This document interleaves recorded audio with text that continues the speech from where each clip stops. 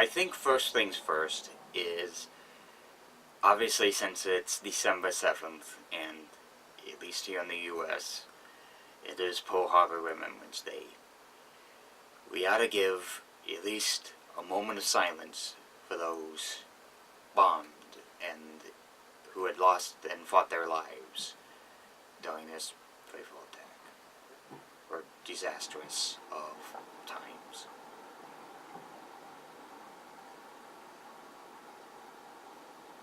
Thank you.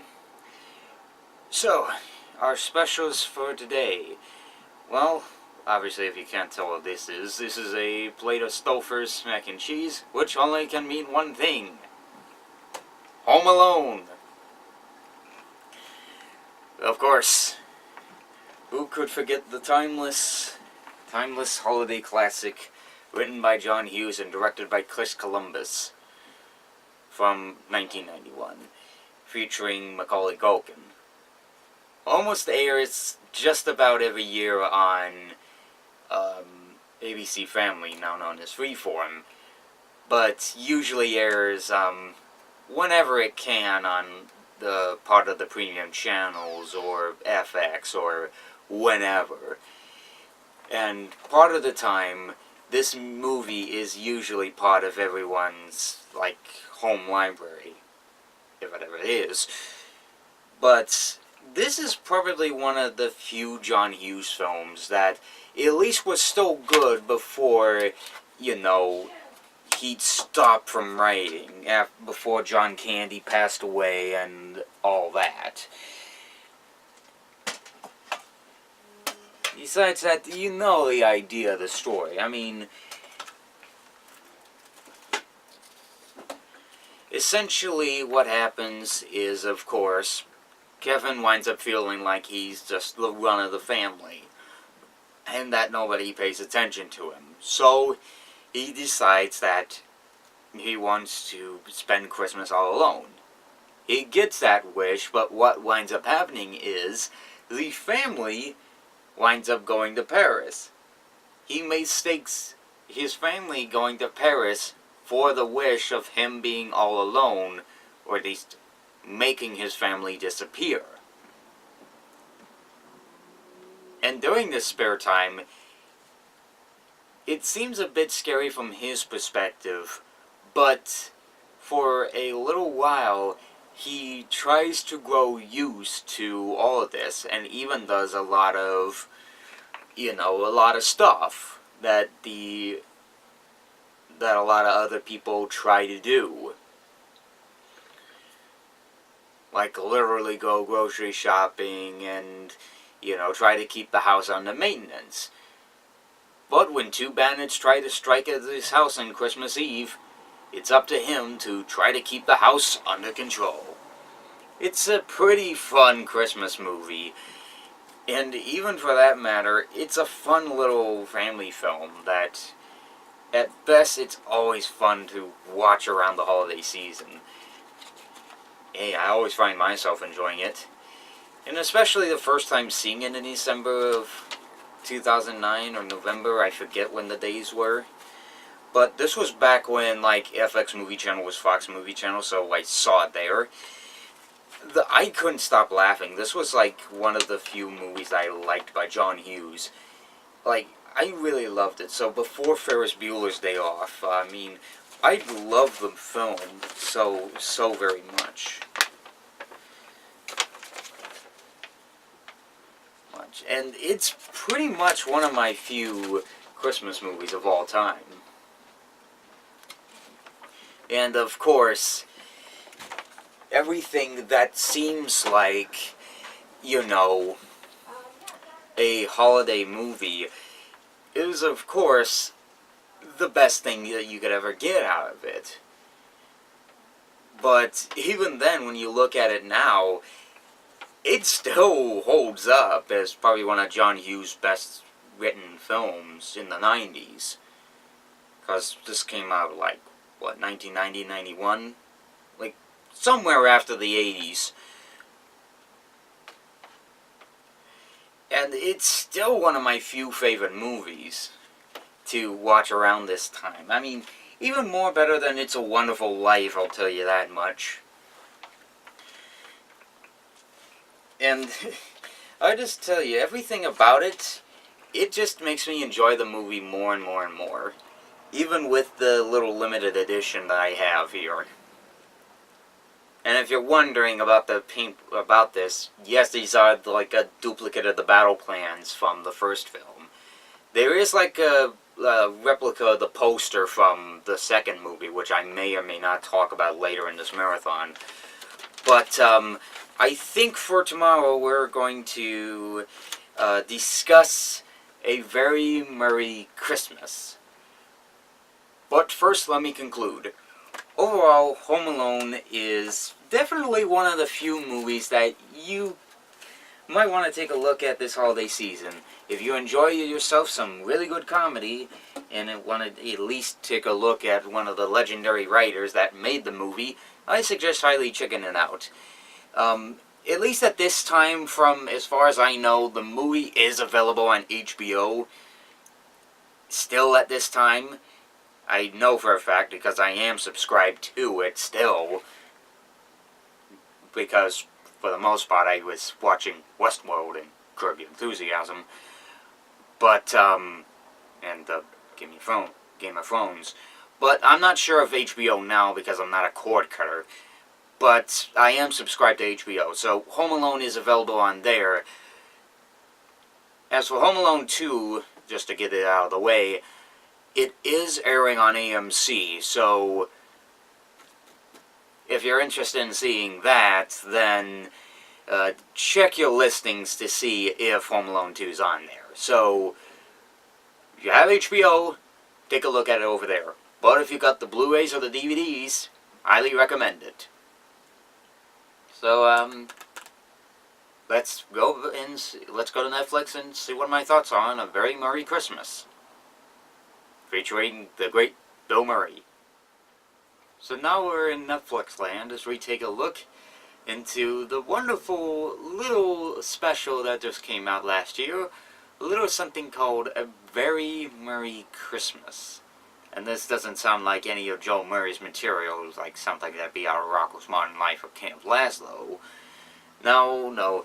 This is something that Bill Murray did, and was directed by Sofia Coppola. And in this is that Bill Murray sets up a holiday special to be broadcasted. But when the East Coast basically goes out, suddenly his special's a no-show. And all of his cast and crew and whatnot and celebrities that just appear in this special for whatever reason or another wind up just, singing whatever Christmas songs they could do to pass the time along up until Christmas Day. It's a fun little 1 hour or 56 minutes just to pass the time away. And I find myself enjoying the special in and of itself. And you think it's kind of like, Pee-wee's Christmas special, where they just shoehorned in the celebrities for whatever reason or another. Far from it. They actually did get, the celebrities, they did, for the special. They actually got Chris Rock. They got George Clooney and Miley Cyrus. Scary now that I think about it. Dmitry Dimitrov. It's hard to pronounce that last name. They did get a bunch of celebrities for this. One of which I'm actually kind of scared of that they actually did get for this was Scott Pilgrim I forget the actor's name, but it was the actor who played Scott Pilgrim from Scott Pilgrim vs. the World. I don't know the name, but I would say it's the kid that is the actor they always keep mistaking for Jesse Eisenberg as the role of Scott Pilgrim. It was Bill Murray. It's Bill Murray's manager and whatnot who's saying that the special's just not going to happen in his mood or whatever, or the manager of the hotel, I forget what it was. But again, the special is all fun, and especially in the middle when he's just passed out and he's just suddenly on a soundstage with George Clooney and Miley Cyrus. It's just all for fun and laughs. Almost like he's in a Wes Anderson production or whatever. Now I want to see The Life Aquatic again. Or even Fantastic Mr. Fox. Don't know whether or not to conclude today or just continue onwards with more Home Alone or whatnot. But I'll see what I feel like I'm in the mood for. And just, in any case, either transition or see you guys tomorrow for the next caseload of movies or specials. So, before we actually get into Home Alone 2, I just want to get this out of the way. TNT, at least in the on-demand portion, has this on their service. I am not making this up. Before the annual Christmas Eve marathon, they have that on their service. I don't know if they did this before, but this is the first time I'm seeing this. But anywho, let's get on with it. Home Alone 2, Lost in New York, the final thing for day 9, or whatever this day is. We took a look at Home Alone, and then we took a look at A Very Merry Christmas. So, let's get this finished up, because I gotta watch South Park sometime soon. So today, in this one, there's not really much that happens in it, except they all wind up going into an airplane. Kevin winds up accidentally going to New York, all because of a certain mix-up. But, of course, when he winds up in New York, guess who's on the loose? The Wet Bandits. Yep, they're on the loose again. Well, they managed to find a way to escape from prison, and by some unlucky circumstances, as soon as Kevin winds up getting his room in the Plaza Hotel, which is a place that I think Donald Trump owns, they wind up, he winds up getting booted out of the hotel and is forced to find a way to, save Christmas yet again from these two bandits. Well, not Donald Trump, of course, Marv and Harry, because they plan to rob Duncan's toy chest of all of its money that is supposed to go to a children's hospital. Again, nothing is too memorable about this. Some of the traps are insane, and a lot of it is completely bonkers. And it's really hard to think of the words to come up with for this movie. In and of itself, Home Alone is an alright film, or at least an okay film. But at least not one to follow up Home Alone 2 in any sense.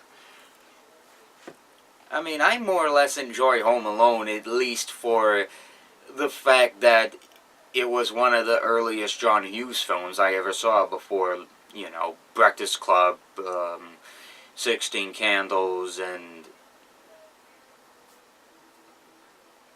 Ferris Bueller's Day Off. So, I give it this. The writers did try to give something to it, but they just ended up trying to create sort of a carbon copy of the exact same thing that Home Alone did. Even the writers admit that they did it. The only thing that's probably memorable about the movie is, in fact, Tim Curry. Besides that, anytime he's on screen, those are the best moments. I mean, he's a laugh-out riot. I mean, bless his soul. I mean, at least in the present state that he is. But Tim Curry is just the most memorable thing about the movie. And also another thing is that the way that New York looks in this movie, I actually want to visit the city. I want to see New York City now, at least around like Thanksgiving and Christmas time, because those are the most beautiful times to see New York. I think the only time that I actually do say this is probably Nerve. And Nerve, surprisingly, the film makes New York City look like a beautiful place. But with that in mind, that concludes, I think, day 9 of the marathon. I forget where I am with these days, but yeah, I hope you enjoyed these free little movies and specials. Must I mind you. But see you guys tomorrow for a new one, and if you have any requests, comment down below, and see you guys tomorrow. Later. I gotta catch up with South Park. But at least I'm on schedule.